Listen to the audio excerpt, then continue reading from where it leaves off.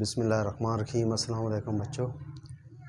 Tenses के सिलसिले में आज मैं जो लेसन आपकी खिदमत में पेश करना चाह रहा हूँ वो है फ़ेल माजी जारी यानी past continuous tense. Past continuous tense ऐसे काम को ज़ाहिर करता है जो कि गुज़रे हुए वक्त में पाया जाए लेकिन उसमें एक तसलसल हो, एक जारी किया गया हो, मुसलसल होने वाले काम और जो वक्त गुज़रा हुआ हो उसको फ़ेल माजी जारी का नाम दिया गया है। ये इसका इंट्रो था। अब इसके बाद है कि ऐसे फ़िक्रात हमने पहचान करनी है कि ऐसे फ़िक्रात वो उर्दू में हों और उनके आखिर में रहा था, रही थी, रहे थे वगैरह आता है। यानी उर्दू के जुमलों में रहा था, रही थी, रहे थे वगैरह आते हैं, तो ये इसकी पहचान है जबकि हमने उर्दू फ़िक्रे की इंग्लिश में ट्रांसलेशन करनी है। अब जुमले को हमने इंग्लिश बनाना है तो उसका तरीक़ाकार आप गौर कीजिएगा।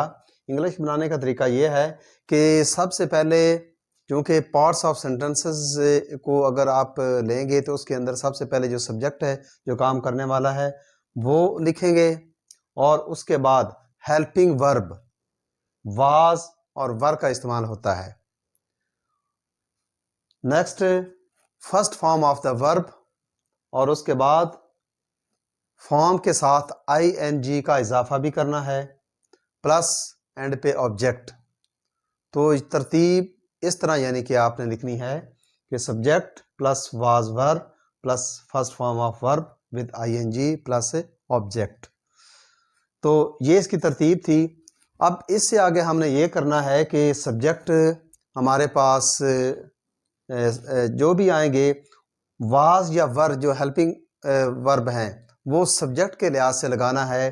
कैसे? अगर सब्जेक्ट है वो सिंगुलर है, फाइल वाहिद है तो वाज लगाएं यानी ही शी इट, या इसमें आई भी शामिल है अगरचे वो मुतकल्लम यानी सीगा जमा के कैटेगरी में आता है लेकिन उसके साथ वाज लगाएंगे। यानी अगर फाइल वाहिद सब्जेक्ट सिंगुलर हो तो हेल्पिंग वर्ब वाज लगाते हैं, किसके साथ? ही शी इट या आई हो। और अगर सब्जेक्ट जमा हो यानी वुई, दे, यू या दो से ज़ायद नाम हों तो सब्जेक्ट के बाद वर लगाते हैं। तो इस तरतीब से, इस तरीके से अगर इस तरीके को आप फॉलो अप करेंगे तो हम आसानी से फ़ेल माजी जारी के जो उर्दू फ़िक्रात हैं उसको इंग्लिश में उसकी ट्रांसलेशन कर सकते हैं। तो आइए चंद एक फ़िक्रात करते हैं। हमारे पास पहला फ़िक्रा है कि असलम स्कूल जा रहा था। अब इसमें सब्जेक्ट क्या है? वो है असलम। तो सबसे पहले हम असलम की ट्रांसलेशन करेंगे असलम।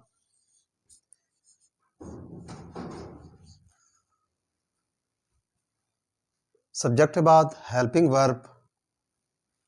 असलम चूँकि फ़ाइल वाहिद यानी सब्जेक्ट सिंगुलर है तो लगाएंगे वाज, असलम वाज। नेक्स्ट है first form of the verb जाना की गो, गोइंग। कहाँ पे? To school.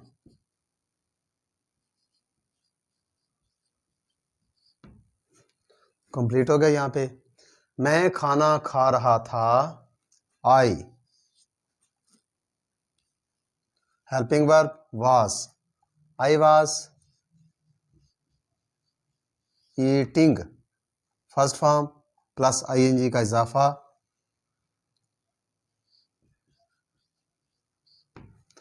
I was eating food, तुम पानी पी रहे थे,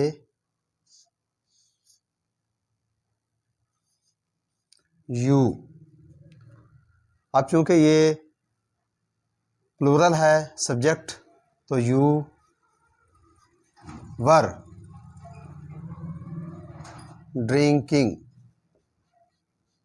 ड्रिंक इंग क्या? वाटर, सब ऑब्जेक्ट है वाटर।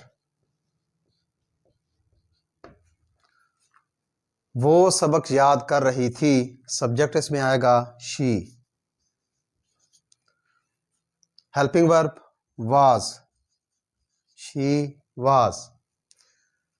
वर्ब याद करना, लर्न, लर्निंग।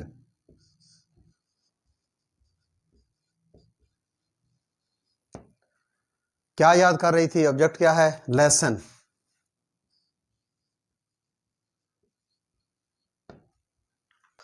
हम मैच खेल रहे थे, सब्जेक्ट क्या है? वही। हेल्पिंग वर्ब वर,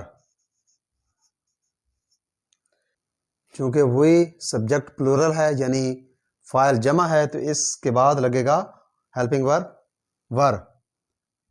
वही वर। अब वर्ब क्या है? खेलना, प्ले। First form play. इंग, वही वर्ब प्लेइंग, क्या? मैच। ऑब्जेक्ट क्या है? मैच।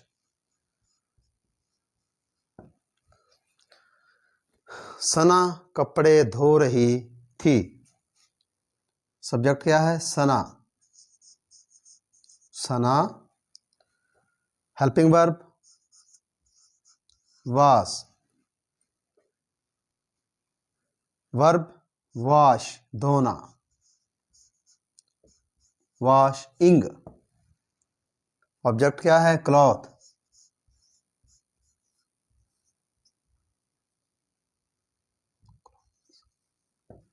क्लॉथ्स। मैं टीवी देख रहा था, I. Helping verb was, watching.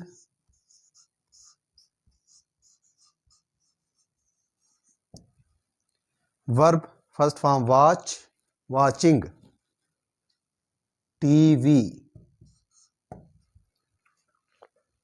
तो इस तरह करके बच्चों आप मैक्सिमम फिक्रात जो रोज़मर्रा ज़िंदगी में इस्तेमाल होते हैं आप बना सकते हैं।